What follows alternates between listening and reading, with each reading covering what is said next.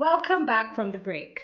Now it's time for our segment called Conversations.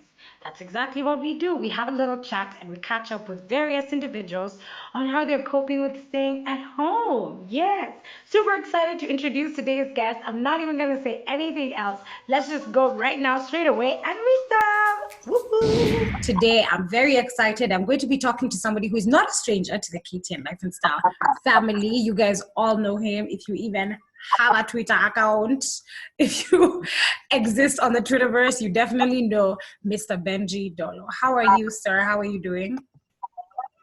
Oh, I'm fine. I'm not a sir. Hi, Susan. Nice to see you. You're not a sir, you're just Benji. It's Benji, man. How have you been? How are you doing in quarantine?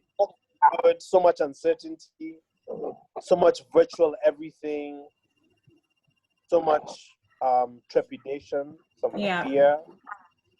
Yeah. Wow. This is a real global challenge.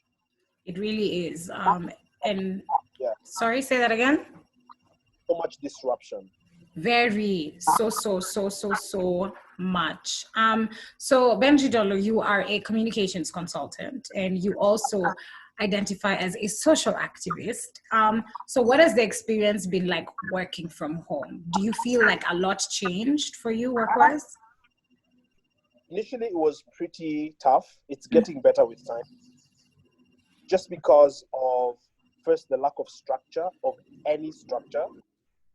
You just kind of get up and you don't have a plan, and you end up eating the whole day. And that's terrible for many reasons, Yes. including just self-discipline and feeling as fat as a pig. But then with time, what we've learned is the importance of kind of bringing some control into your life. Like I had a very, very good Tabata workout this morning.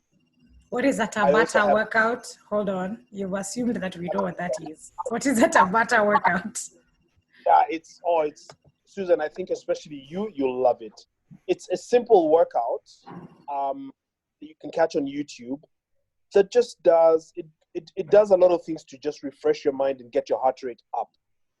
And it looks easy, but it's not so easy. So obviously you get to sweat a lot, you get to burn calories, and obviously after that, and it's only 20 minutes, 30 minutes, 40 minutes. So I did 20 minutes today, and I'm gonna build that up to double that, 40 minutes. And it just gives you the energy. After that you have your endorphins going. I also today have, they say stay at home unless it's necessary. So I have a lunch meeting in town, and it's just a work meeting, a business meeting, and in between I'm talking to KTN, and so that gives you some organization in your life and some balance there. Otherwise, the first days were very tough. The first month was just like insanity. Right. Yeah. It's You even know what day it is?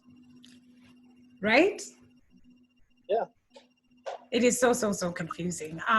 So I want to introduce everybody to the topic of today. We are discussing on conversations about embracing the online lifestyle. We have seen we had to make a lot of changes for our businesses and for our careers, this call being one example, for embracing the online lifestyle here in Kenya. And I want us to talk about, have we really embraced it? Is there some place that we're lagging, quite literally lagging? But for starters, first, I would want you to explain, what do you understand as an active online lifestyle? So an active online lifestyle is basically an online persona that is not asleep, is not dormant, is active, is vibrant, is participatory, that takes part in discussions, debates, even controversies. And that's important because of such things as creativity, learning, sharing, and finally, all of that has an impact on content. The reason I want to highlight content to them is because, especially for the young people, um, based on your level of education or exposure, there's a huge challenge with content. People feel that the only way to maybe get some following or get attention or get people to listen is maybe if crazy stuff or if you're very sexual and that kind of thing. That might get you the numbers, yes. But I guess my challenge to them is, what are you offering beyond that? So if you look at the whole, was it Aziad, the young lady about the dance? Yeah. Yeah, you just the whole explosion of interest and trending and coming out of blogosphere even into, you know, Matatu graffiti, Mainstream etc. media. Mainstream media. But then beyond that, can you sustain that? Do you have content that can bring people to your page? And so I'm just saying that I'm a true believer in being active online and introducing not just topics, but angles. Have you looked at it this way? Have you looked at it that way? Comparatively, how does Kenya compare to Uganda on the Right. response? Right. How does Kenya compare to Italy on the testing, on the protocols? You don't have to be a doctor to have an opinion. You don't have to be a nurse to make a suggestion. So day before Yeah. yesterday, I did an issue about water fountains that are found in public and office, including in homes, and people share the nozzle. Should we maybe stop doing the water cooler thing until this threat is over? You have to be a doctor to think that way. That's And very true. so that's what the online space for. And lastly, Susan, having a serious discussion or a discussion on a serious topic doesn't mean you have to be boring. That's very true. You can be edgy and be even entertaining while discussing the most serious things. There's a huge development today. I'm told there's some sort of PG meeting in State House. And so we're discussing that as well. And we don't have to be like in suits and ties and stiff. We're just asking questions. What's really going on? Yeah. And what's the fallout? Who's the winner? Who's the loser? There's a lot of things you can do online, not just posting nudes, if I might say so. No, that's true. I like that. I think for content creators, like you said, that is a good way to look at things. I like what you said about looking at your story, whatever content you're going to share, from different angles. How would what are the various things your viewers would want to know about that thing, and what are the various ways they want you to look at it? And that brings me to my next question, actually, because I was thinking about the various demographics we have in our country when it comes to challenges with technologies. Kwanza tunaitanga kuna wale watu wa analog na kuna wale watu wa digital. So with that, as an African nation, how do we embrace the online culture and make sure we're including all demographics and making something that everyone now is stuck at home? How do I make sure I include everybody in my conversation online? Listen, that's a good question. The only problem with that question is, we have very unique and serious challenges in Africa. What do I mean by that? What's the connectivity in Africa? What's the access in Wi-Fi in Africa to Wi-Fi? What's the cost? When you have a vast majority living on $1 a day, the proverbial $1, $2 a day, 200 shillings, the challenge then becomes, are you going to buy a mask? Are you going to pay for Wi-Fi? Or are you going to eat? True. As crazy as that sounds, that's the reality, Susan. And one of the opportunities that I see with this COVID-19 threat, and there's been a lot of discussions around this, people have said for a long time, and you could see the government just really struggling with a decision. And then you could see the trepidation around that, the hesitation. you could also see a lot of the blowback. People saying, lockdown, tutakula nini? You can't lock us down even for 2 days. True. What after chakula on a day-to-day basis? And my challenge to the system has been, we're running a 3 trillion shilling economy, Susan. We're borrowing 700 billion, 800 billion shillings every so often. How is it that you still have people walking around without a shilling in their pocket? What are you talking about? So these are huge macroeconomic issues that deserve originality of thought and courage to find solutions. I mean, when you're talking about half the country, you're talking about more than 20 million people living below the poverty line. True. And so as you look at the demographics, as you do the market segmentation, as you look at one, the A3, the B1, the B2, you must realize that the guys that have access to internet and bundles are probably A1 to B1. But in the case of Nairobi, for example, that's only maybe 10% of Nairobi's population. Of Nairobi residents. 80 to 90% of Nairobi residents are slum dwellers. I know it's not a pretty topic, so nobody wants to talk about it. That's why That's why I talk about it. You can see the whole discussion on Kariobangi.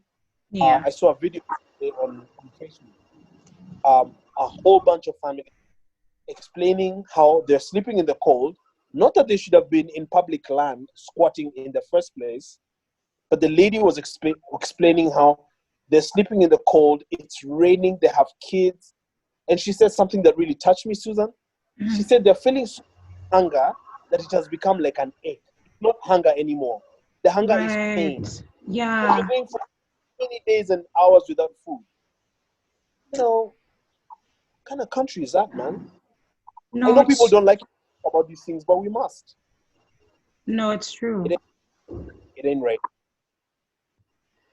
I agree with that. I think when you're having conversations about masks and you're having conversations about hand sanitizer, publicly, and that's a conversation internationally. In Nairobi, we're having conversations about running water. You're telling me I need to wash my hands. You're telling me I need to wash my hands often. But the access to running water, am I going to use that water to cook?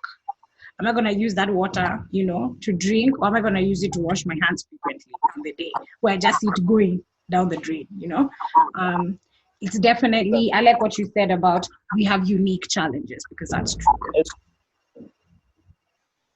I live in Kilimani, some of the middle class neighborhoods. Let's not forget the reality of there's water running down the road. It rains every single day and the taps are dry. Oxymoron. Ironic. That's true. That is so true. You want to solve a problem, you want to have certain discussions, but then when you go out there and you actually look at what's happening, we need to be having a different conversation. Which brings me to my next question, feasibility, and looking at what it is our government can do. The Kenyan government, before the corona crisis, was very pro having a lot of government services available online, and they were working towards trying to make that more available to all Kenyans. What do you think they could do at this time? Using those services, the existing ones, or if they build new ones, what do you think the government could do at this time to help its citizens using the online space? You're right, Susan. Excuse me. The government was keen on putting a lot of things onto online portals, and that's a good goal. That's something that I agree with and support. The government was big on automation of services, how to apply for a passport, how to go to the Huduma Center, how to renew your passport or your driver's license, etc. That's fantastic. The only challenge, though, becomes when your strategy is not very well aligned, again, to the ground. Remember, we just talked about many of the families living in slums. Slums have many a time illegal power connections. or no power.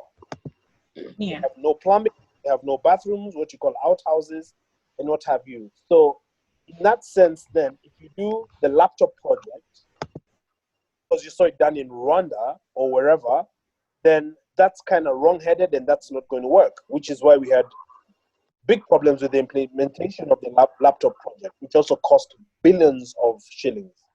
Okay, and so what you have to do is, as a first step now, as a government, in acceptance of the fact that we have so many majority poor, Mm-hmm. you roll out programs that alleviate suffering.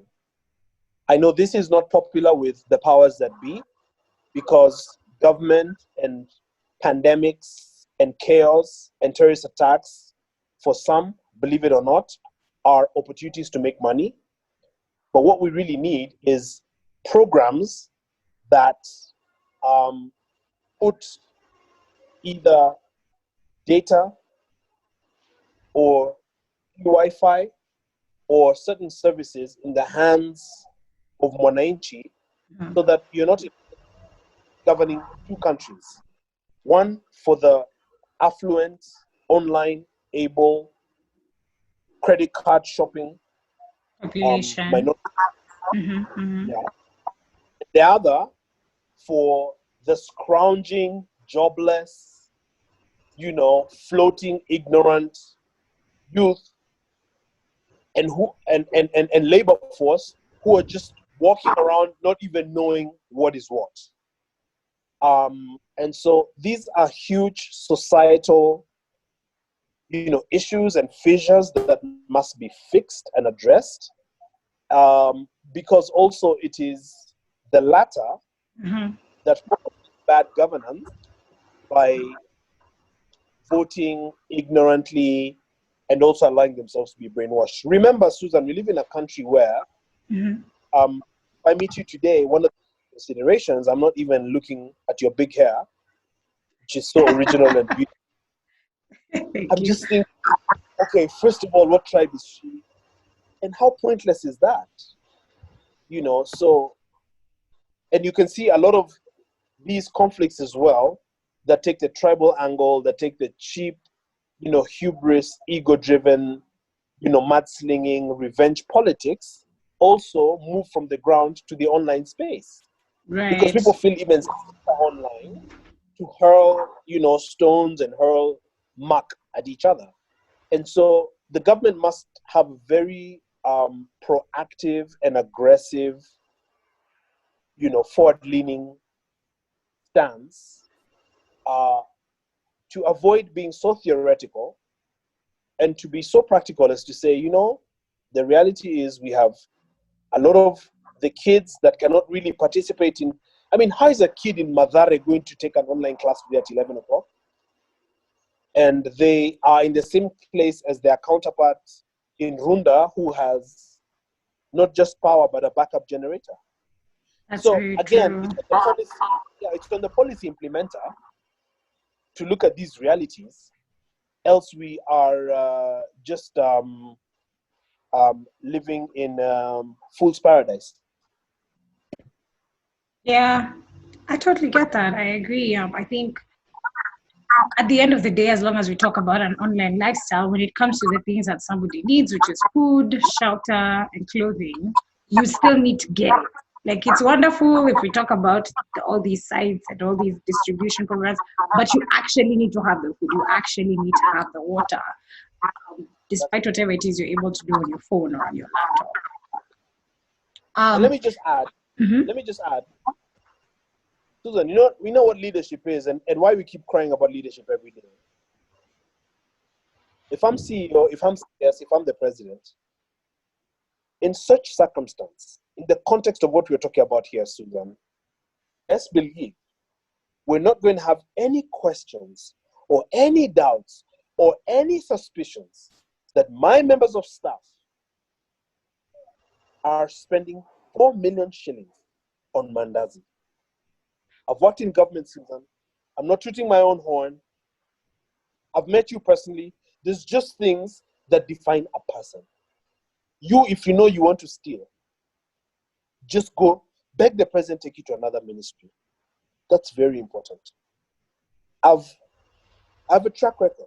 And many times I've told my staff, I was part of the Auditor General's Constitution of Kenya Social Economic Audit, gazetted in 2015. And we had to go around the country collecting views on the different roles in governance. Who's a senator?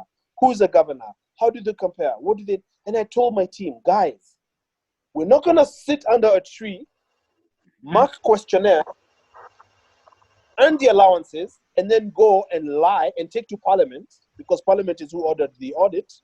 And this was very clear. Anybody that has worked in, you know what? Actually, there was a running joke. Be like, hey, when you want to go to Naivasha and relax, you better not let Benji know, because you'll go and talk about it on TV. You can't have a situation like that, Susan, where you've got kids that are going hungry, and then us who have been given the responsibility, we're in a ministry, and then I, the CS or Kagwe, or the CAS has to go and explain where 1 billion shillings is gone, or 40 billion. You gotta be kidding me. And so this message is to the CS and to the president himself. It's unacceptable. It's undiscussable. If you're gonna do that, I'd rather not be the president. I'd rather resign and walk away. That's unacceptable, because then it creates a bigger problem, which is beyond the poverty, Susan. Now we're in the territory of contempt. See, where for the ruling elite, we're going to tell you, the subject, that not only do we want your vote, all right, but we understand you don't have Wi-Fi, we understand you don't have jobs, and you don't have food, but we don't care. You see, that's the context within which I'm looking at this. And so, again, back to the policy formulators and implementers. I don't want us to get too theoretical, to talk about things like on white paper, you can go online, you can teach kids online. How's that gonna work? And how are you going to provide help where the little that is actually given, it really, really hurts to imagine that a lot of the masks that were donated by other countries, Jack Ma, etc., Susan, are the masks you are buying. Are you kidding me?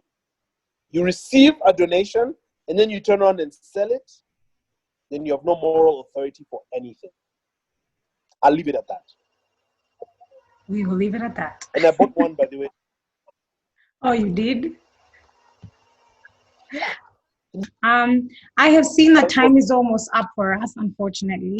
But before we go, I would really like you to give us one final takeaway, especially for Kenyans who are struggling in the online space, or maybe struggling to assimilate their businesses, struggling to assimilate their careers onto the online space. What advice would you give them? Thank you so much for having me, my dear. It's always such a pleasure talking to you, Susan, and KTN Lifestyle is home. I'd like to just advise our people, our youth especially, avoid the temptation to be crass online. Avoid the impulse to just be a backside, because it's kind of anonymous, it's comfortable, you're in the comfort in your house, so I can just throw rocks at Susan, and then I can finish and throw rocks at Lucy, and then finish and, be decent, put your best foot forward. Look at the online space as if it was not virtual, but real, that you're interacting with people. Be passionate, be emphatic, be real, be authentic, and make the best of it. Avoid the temptation to be evil, to be ugly. Many a time, and you can see the evidence of this just yesterday, I saw some guy that was just complaining he's been unwell for a long time. His dad has never told him he loves him, even just for taking his medicines. And that's just an opportunity for, I don't even know the dude. I was just like, dude, you're so great for having the courage to even share that. That's it's true. Yeah, so find the gaps and fill the gaps. Find the gaps, fill the gaps, try to make meaningful relationships. Some of the relationships that I have, are relationships that I've made in the online space that can then transcend from online to real life, to real meetings, to real contracts, to real business. I think that's a good use of online space and time. Just try to keep it clean, try to keep it decent, edgy, but all the time, as positive as possible. Um, and to online bullies, sometimes you've got to counter them head on, but never forget who you are. Keep moving, keep growing, keep impacting, keep expanding. Wish you all the best. I like that. Thank you so much, Benji. For anybody that doesn't know you and wants to follow you and keep up with all this, where can they find you on the socials? At Benji Ndolo on Twitter, at Benji Ndolo. Benji is BNJI. Ndolo on Twitter. I'm also on Facebook, Benji Ndolo. And that's about it. I'm not on Instagram and all this other stuff. Twitter is really a good place to link up and exchange ideas and do a lot of stuff. Thank you. Awesome. Thank you so much for coming and being on the show and having this conversation with us on online lifestyles and how we can embrace it and do better. Thank you for the message of positivity. Thanks for having me. Thank you so much. I'll let you go on to the rest of your meetings for the rest of the day. Actually, I'm looking forward to my next meeting, but thank you very much, Susan. We'll keep in touch now. I have your number. Yes. All right. Bye Thanks, bye. madam. Thank you. Take care. Awesome. That was a really good conversation with Benji Ndolo. I like what he had to say about keeping positivity online. I will reiterate one thing that he said that really hit home. When we are online, we need to understand that here in Africa, we do have challenges when it comes to the cost of data, when it comes to even getting connectivity, whether you have, bars, do you have lines, do you have access to data where you are. And I like what he said about let's think about it as Kenyans. This is a time to give. As policymakers, this is a time to think about all Kenyans. And the fact is, all of us are not connected online. All of us cannot sell our produce or our products or even function with our careers online. We need to be able to make that possible for all Kenyans. And it's a nice challenge and a good one, not just for the Kenyan government, but for all of us who have a role to play. And last but not least, to all of you online, don't troll me for this online troll. Let's stop, guys. Let's keep the positivity online because right now that is mostly where we can communicate. It is Conversations on KTN Life and Style. Unfortunately, it's over. Let's head on over to Dance with Jamal. You can follow me on my social media platforms at Sura_Common on Instagram, _underscore on Twitter. And if you type in Sura Common on YouTube or on Facebook, you should be able to find me there. Follow KTN Home as well. Let's go jam.